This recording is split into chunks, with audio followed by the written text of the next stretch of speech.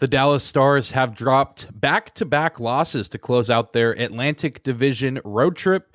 They dropped their most recent game 3-1 to the Boston Bruins, and on today's episode, we'll talk about what went wrong in this game and why the Stars desperately need this homestand that they have coming up, but we'll also highlight some really good things we saw last night. We'll talk about Wyatt Johnston and Ty Dellandrea on today's episode of Locked On Stars. You're Locked On Stars, your daily podcast on the Dallas Stars. Part of the Locked On Podcast Network, your team every day.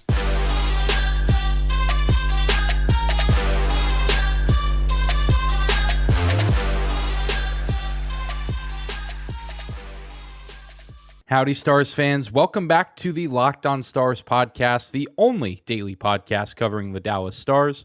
Part of the Locked On Podcast Network, your team every day. I'm your host, Dane Lewis, your local expert on all things Dallas Stars hockey, credentialed member of the Dallas Stars media, coming to you on this Wednesday, October 26th. And whether this is your first time here or you are a recurring Locked On Stars listener, thank you for stopping by and making today's episode your first listen of the day. If you're new to the YouTube channel, be sure to hit that subscribe button as we are trying to reach 1,000 subscribers by the end of 2022, and we are getting so close, around the 920 mark right now.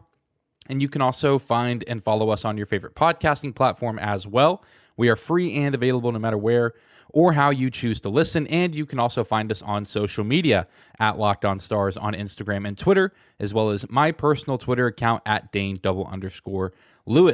But without any further hesitation, let's jump into today's episode, and we're talking about another loss. This is kind of a reality check type of part of the season for the Stars. Of course, they get off to a fantastic start, and it seems that they've maybe come back down to earth a little bit to close out this Eastern Conference Atlantic Division road trip with a 3-1 loss to the Boston Bruins. And again, I'll stick with what I said at the end of the Ottawa game. I don't think that there is any reason to concern or be concerned rather, or think that this season is starting to fall apart for the Stars. I hate to use the tired legs reasoning or just fatigue excuse right now, especially early in the season, but I think it's very fitting here for where the Stars are at and kind of what they've been going through over the past few days. I mean, you have to manage your expectations on the first long road trip of the season. Of course, the Stars last year played their first 4 games of the year away from home, and I mean, all things considered, the road trip went pretty well, getting 4 out of 8 possible points, but there were still some really bad moments on that road trip, and the same thing happened here. There were some good moments on the road trip. I think getting a point out of that Toronto game was a miracle, and of course, beating a team like the Montreal Canadiens, a team that you should be a team that you are better than, getting 2 points out of that game without too much trouble is a success story. And then, of course, you're just going to get some fatigue and, maybe a little bit extra with it being the first road trip of the season. The guys have, played a lot on the road to start the year, but now they have 3 home games coming up, and games that I think are all very winnable. I mean, it's some good competition in the Capitals, Rangers, and Kings, but it's at home, and the Stars historically have played very well in their own building. And then even after that 3-game homestand, you get a road game against the Arizona Coyotes. So I know the Coyotes are never a team that you can quite, check off the list and say that's an easy win, as they have given some good teams trouble this season, but you have to think that the Stars have a decent shot to win that game on the road in Arizona. So some favorable matchups on the way for the Stars. But as far as this game goes, just a lot not working in their favor, starting, of course, with the absence of their premier defenseman, Miro Heiskanen, who is day-to-day with an upper body injury, and listening to Pete DeBoer's post-game comments really didn't give us too much more insight than that, just saying he's day-to-day. They're going to look into it a little bit more once they're back in Dallas, which by the time you're hearing this, there's a good chance that they already are back in Dallas. So be on the lookout on social media for what could potentially be some big news on the health of Miro Heiskanen before this Thursday night game against the Capitals. And his presence was greatly missed in this game, just the way that the Stars were entering the zone. Not as efficient, especially on the power play. I think the power play looked pretty lackluster tonight. A few decent opportunities, but for the most part, just an inability to enter the zone cleanly. And I think even on a few zone exits, the presence of Miro Heiskanen missed quite a bit. And even just defensively, in general. I mean, he is arguably the best player on this team, the best skater, at least on this team, and his presence was greatly missed. Hopefully he's back soon. And I mean, that's just the thing with hockey injuries. And one part I hate about the sport is the injuries are always so vague, and I get you also want to protect the players, but a day-to-day upper body injury, I mean, that could be a concussion, it could be a shoulder injury, it could be, an arm injury, a hand, we just don't know what the injury is, but hopefully it's nothing too severe and we can have number 4 back out on the ice soon.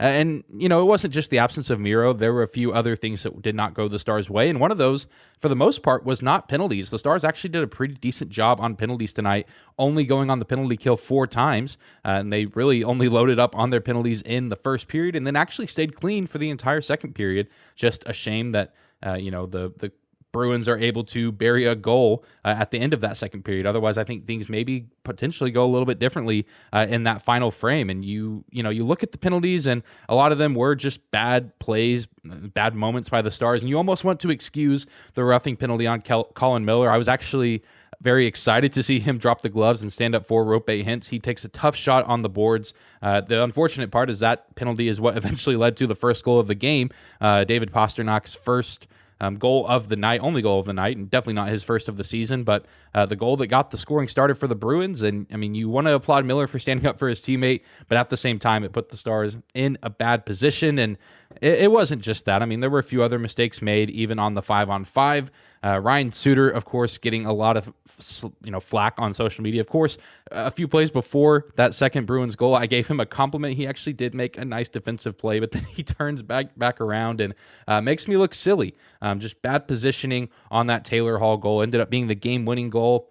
Just really bad mistake, terrible positioning, did not play that well at all, and the Bruins able to capitalize, and also just a terrible time in the game for that to happen. As like I said, that was the game-winning goal. It was the end of the second period, and it gave the Bruins all of the momentum, very similar to the Shabbat goal on Monday night, gave the opposition all the momentum going into the second intermission, and they, of course, carried that momentum to an eventual win. And then another play that I wasn't a huge fan of in the third period, even though this was another guy that I complimented on Twitter, Luke Glendening actually had a very nice game, but there was a moment where he was in possession of the puck on what started as a 4-on-1 and then eventually was a 3-on-1. Luke Glendening, Ryan Suter, and Yoel Kiviranta all rushing the Bruins net. I don't remember off the top of my head who the lone defender was, but a great opportunity for the Stars to capitalize. And I like Luke Glendening. I think he's a fine player, but he is certainly not known for his scoring ability. And I did not really like the fact that he just shot the puck and didn't try to feed it to Kivi.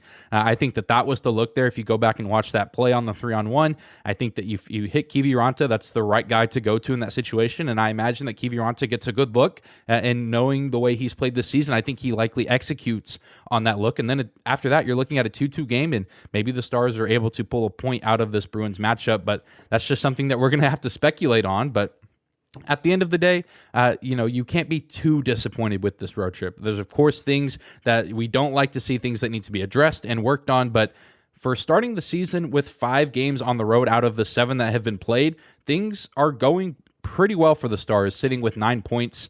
At the time of recording this, the Avalanche and Rangers are still playing. If the Avs end up winning that game, they'll be tied with the Stars with 9 points at the top of the Central. So the Stars still very much in a good spot to start the year. And Coach Pete DeBoer gave some perspective and insight on that as well after the game. Let's take a moment and listen to what he had to say on the Bally Sports post-game press moment for him. Well, I mean, obviously, from a points perspective, we wanted more. I think when I look at big picture at our start, we played 7 games, 5 on the road. Not an easy ask, and we've had a good start to the season. I think we're building every day here. It's not perfect, but we're building. I really liked there that DeBoer focused on the big picture aspect. Of course, there's some things that you don't love on this road trip. You do get some points. There were some good moments for this team, but overall, you have to look at the big picture. The Stars still have 9 points. They're still off to a good start on the year overall, and they were just the victim of having to play their first road trip of the season against some pretty good teams. I mean, even the Canadiens, for being a team that's expected to finish at the bottom of the league, it is still a team that has plenty of talent, and that's not an easy win, especially in their building. And so overall, these are 4 very good teams, and 3 of them I think will be competing, if not actually in the postseason, with how crazy this Atlantic division is. So you got to take the big picture approach in this situation and just be thankful that the Stars are still in a good position, and now they have an opportunity to right some wrongs going into their homestand. Well, coming up next, we will take some time to put the spotlight on some special young players that, despite some rough nights in Ottawa and Boston, have given us reason to be hopeful for the Stars this season and in the future. We'll talk about Wyatt Johnston after a quick break. Today's episode of Locked On Stars is brought to you by our friends at BetOnline. BetOnline.net is your number one source for betting, football, and the start of the new basketball season. Find all of the latest player developments, team matchups, news, and podcast, and in-depth analysis on every game. And as always, BetOnline remains your continued source for all your sports wagering information, with live betting and up-to-the-minute scores for every sport out there. It's the fastest and easiest way to check in on all of your favorite games and events, including MLB, MMA, boxing, and golf. You can bet on the NFL. You can bet on the NBA, their young season, the NHL, the World Series, of course, right around the corner. As much as I love Texas and Texas hockey, I absolutely despise the Houston Astros. And if I were placing bets on this, I would be betting on the Phillies. I really hope that they can pull the upset. They are America's team here in the World Series. But you can bet on any of those games and even more at betonline.net. You can head to their website today or use your mobile device to learn more about the trends and action happening around the sports world. betonline.net is where the game starts. Moving right along on this Wednesday episode of Locked On Stars, thank you again for tuning in and making us your first listen of the day.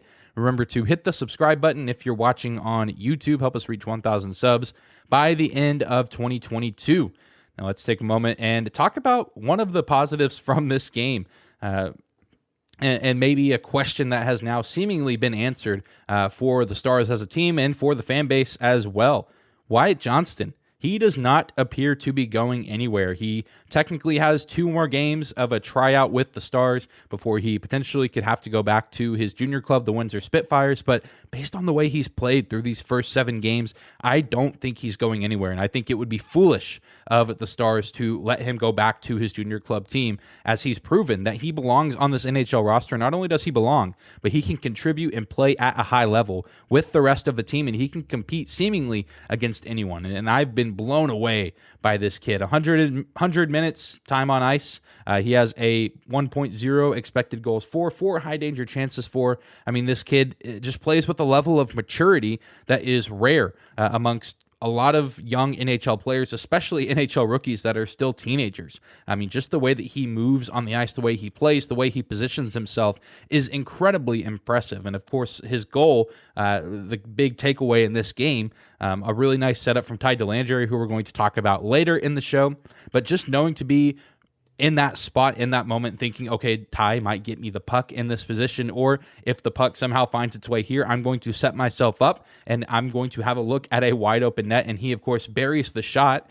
And it's just fantastic to see from a kid that had high expectations placed upon him, even at 19 years old. Definitely intimidating to come in the league as young as he is, playing on a roster that has a good handful of veterans, and even some of the other younger players on the team have 3-4 years of NHL experience under their belt, but he really just fits right in with the rest of these guys. And of course, playing alongside a guy like Jamie Benn is certainly helping, even though Ben is not the player that he once was. Still a lot of wisdom and insight that can be passed down, and I think Wyatt Johnston is benefiting from that. And of course, last night we saw the benefits of potentially Johnston and Ty Dellandrea playing together on the same line. Yoel Kiviranta gets the bump to the second line, which I think was much deserved on his part, but now it makes things interesting of you can kind of shuffle these guys around and add them to the second line. We even saw Johnston briefly play with Pavelski and Robertson when Hintz was out for a little bit after taking that scary hit in the first period. And so that's what's really nice about having guys like Johnston and Dellandrea on the roster, is that you can kind of mix and match them, shuffle them around, and maybe even Gurionov, who had some nice moments in this game. He had a great look late in the third period. This isn't about Denis Gurionov. That's a conversation for a different day. But having players like this on the team contributing is fantastic for the Stars, because guys like Johnston are doing something that was not really done a lot last year for the Stars, and that is he's giving them secondary scoring. It's so crucial for the Stars to get scoring opportunities and goals from guys on their bottom six, and Wyatt Johnston has come in and done that with 3 so far on the season through 7 games. That's really impressive for how young he is, and he seems to just fit into this Pete DeBoer system perfectly. He's been so impressive, probably not going to get any Calder Trophy love, but that's okay. I think that there's a chance that we could see Jake Ottinger maybe get some Vezina Trophy love if he keeps things up. So as long as we have one guy on the team who's in conversation for a major award, I think that that's a great thing for this team and for the fan base. But he is turning out to be a great investment for this team. It's great to see such a quick turnaround for a guy who was drafted in the first round back in 2021, not too long ago. To see him make this jump from juniors to the NHL, it is nothing short of incredible. And what's really exciting about it is this is just, the tip of the iceberg, just the beginning of the youth movement, if you will, for the Stars. I mean, you kind of have guys like Rope Hintz, Miro Heiskanen, and Jason Robertson, who are still pretty young, all things considered, but they've been on the team for a while now. But you just have so many other guys who are starting to climb the ranks in this organization, and hopefully will be joining Wyatt Johnston at some point here soon to make an impact at the NHL level. You have guys like Logan Stankoven, who is back in Kamloops with his junior club, the Blazers. He has 6 goals, 7 assists, 13 points in total through 6 games played. Logan Stankoven picking up right where he left off last year in Kamloops, on fire to start the season in the WHL. Maverick Bork, who's playing with the Texas Stars, he has 1 goal so far through 5 games played with them. You have Matej Blumel, who the Stars got this summer, a former member of the Edmonton Oilers, only 22 years old, but 5 goals, 3 assists, 8 points through 5 games with the Texas Stars this season. And of course, you have your Antonio Stranges, you have Riley Damiani, you have guys playing in their junior club from this year's draft, like Christian Kyrou. A ton of guys to be excited about in this organization. And if, Wyatt Johnston is any indication, there's reason to be excited about a lot of the guys that I just named. Will every single guy pan out and play as elite as Wyatt Johnston? I don't quite know. I think Stankoven has a good chance to maybe match that production and match that energy whenever he's able to make his NHL debut with the Stars. But it's just worth getting excited about, and a testament to the Stars drafting well and developing their players well and knowing how to utilize them and knowing when they're ready for the NHL stage. I think even last year with Jacob Peterson being a nice story for the Stars, they knew he was ready. He embraced the moment and played pretty well whenever he was given opportunities last season. And so really good stuff from the Stars front office and the guys that are scouting and looking to draft these players. And Wyatt Johnston, man, he is special. I'm so excited to continue to get to watch him with the Stars. I really do hope that myself and many of you, I've seen the people on Twitter, it seems like people have spoken that Wyatt Johnston should not be going anywhere. I really do think it would be a mistake if you let him leave this team and go back to play in Windsor. I mean, of course, there would be some development advantage there, but it seems like he's going to develop just fine here in the NHL, as he's off to a very good start through the first 7 games of his young National Hockey League career. Well, coming up next, we will shift our attention to another young player, another young standout player on the Stars roster who made a great play last night in Boston, but has just been making great plays in general throughout the entirety of this young season. We'll talk about Ty Dellandrea after a final quick break. Today's episode of Locked On Stars is brought to you by our friends at SimpliSafe. The numbers don't lie. In the last decade, over 4 million people have chosen SimpliSafe Home Security to protect their homes. You don't earn that trust of that many people without doing something right. At SimpliSafe, your safety is the only thing that matters. With 24/7 professional monitoring, SimpliSafe's agents call you the moment there is a threat that's detected, and they dispatch police or first responders in an emergency, even if you're not home or can't be reached. SimpliSafe blankets your home in protection with advanced sensors for every room, window, and door, HD security cameras for inside and outside your home, and smarter ways to detect motion that only alerts you when the threat is real, and even hazard sensors that instantly detect fires, floods, and other threats to your home. You can customize the perfect system for your home in just a few minutes at simplisafe.com/lockedonnhl. Save 20% on your SimpliSafe security system when you sign up for an interactive monitoring plan and get your first month free.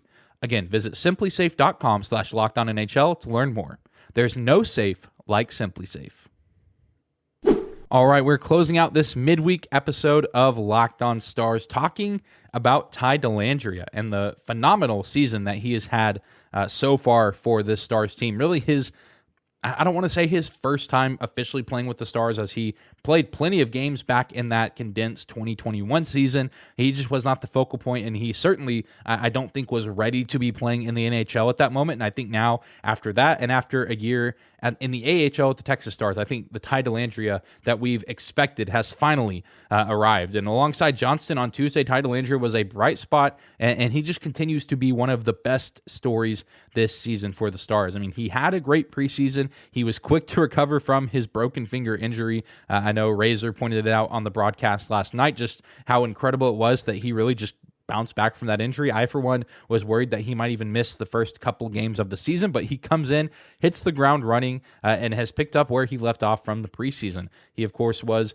a key piece on the Stars' lone goal on Tuesday night. He got a great assist, a just fantastic play on Wyatt Johnston's goal last night. Bruins players all around him, yet he's able to maneuver the puck to a good spot and gives Johnston a great look at the back of the net. And that was just the quintessential Ty Dellandrea play so far this season. That, alongside the great feed for the goal that Tyler Seguin scored a few games ago against the Winnipeg Jets. And that's just that Ty Dellandrea, when he's out there on the ice, he gives it his all every single shift for the entire shift. I mean, he is the ideal Stars/Pete DeBoer player. I mean, I feel like if Pete DeBoer could just build a custom player to have inserted into his lineup, into his system, it would be a guy with a lot of Ty Dellandrea's intangibles. I mean, just his effort and the intensity in which he plays every time he's on the ice is just unlike anything we really ever see from some of the other Stars players. Of course, a lot of the other players, play hard. They do other things really well, but you just know when Ty Dellandrea is on the ice, just the way he moves, how physical he is, his presence is just hard to miss when he's out on the ice with the Stars. And, he doesn't have a goal yet, but he's still finding ways to contribute and be effective for this team. He has a .62 expected goals for, which I know that's a deep analytic stat, and I'm still not an expert on these, advanced analytic stats, but from what I've been told, anything above a .50 or a 50% on expected goals for is pretty good. So a .62 expected goals for seems to be good at this point in the season. 9 scoring chances for and 4 high danger chances for, according to Natural Stat Trick. So he's still getting close to scoring goals and, putting himself in a position to eventually find the back of the net. And even when he's not scoring, he's putting his teammates in ideal opportunities to score, whether it's off rebounds, redirects, things of that nature. I mean, it's not just him looking out for him and his numbers. He's setting up his teammates for success. And as a result, I think the team in general is better off. And Ty Dellandrea just does a little bit of everything, even outside of the offense. He has 12 hits, 5 blocked shots. He's drawn 5 penalties. That is a team best. He's drawn 5 penalties. We talk about the Stars' issues, committing penalties and sending their own guys to the box, but Ty Dellandrea is the best on the team so far at getting the other team in penalty trouble. And on his own, Ty Dellandrea has only recorded 2 penalty minutes. So he does what a lot of other Star players struggle to do, and that is stay out of the penalty box pretty well. And all in all, this is just a great example of a Stars draft pick that is taking some time to pay off, but it seems like, the work has been done, the seeds have been planted, and now the fruit of the labor has been harvested, and we can now see and taste the fruit that is Ty Dellandrea in his excellent play so far for the Stars so far this season. I mean, he was drafted 13th overall in 2018.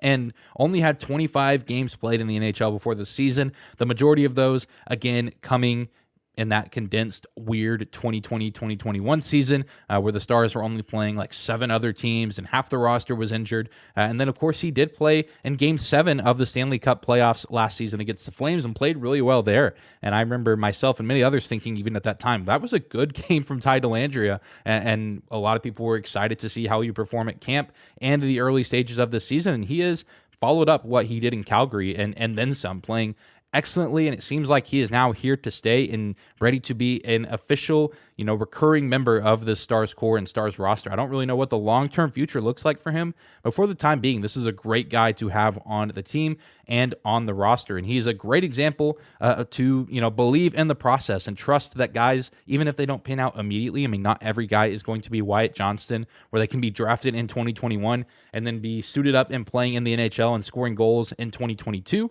Not everyone is going to be like that. Some guys, it takes some time to develop. It takes for things to come to fruition. I mean, you have guys like Thomas Harley, who people had high expectations for this season. It was expected that he would be on the NHL roster, and right now he's in the AHL with the Texas Stars. I think that Harley has a chance to play in the NHL this season, but I feel like some people, including myself, may be a little bit disappointed that he's not playing in the NHL at a high level right now. And I mean, you look at Ty Dellandrea, sometimes things take time. Maybe a season mostly spent in Cedar Park with the Texas Stars will be good for Harley, and maybe a year from now we'll be talking about Harley the same way that we're talking about Ty Dellandrea. But number 10 has been fantastic for the Stars this season. He's been a ton of fun. Let me know, between the two, Ty Dellandrea or Wyatt Johnston, if you're watching on YouTube, let me know in the comments down below which guy you've been more impressed with and which guy you think will have more points when it's all said and done this season, because both guys finding ways to rack up points. Johnston more with goals and Dellandrea more with assists. But that's going to do it for today's episode of Locked On Stars. Thank you again for tuning in and for making us your first listen of the day. Remember to hit that subscribe button if you're watching on YouTube and help us reach 1,000 subscribers by the end of 2022. You can also find and follow us on your favorite podcasting platform. We are free and available no matter where or how you choose to listen. Follow us on social media at Locked On Stars on Instagram and Twitter, as well as my personal Twitter account at Dane_Lewis. Be sure to tune in tomorrow for a crossover with Dan over at Locked On Washington Capitals, because we have another game day on our hands. I mean, the Stars get today off, and then they're back at it at home against Alex Ovechkin and the Caps. Should be a fun game and should be a fun crossover with Dan over at Locked On Caps. You won't want to miss it, so keep it locked in here on YouTube and your favorite podcasting platform. Stars fans, enjoy your Wednesday, and we'll see you back here tomorrow.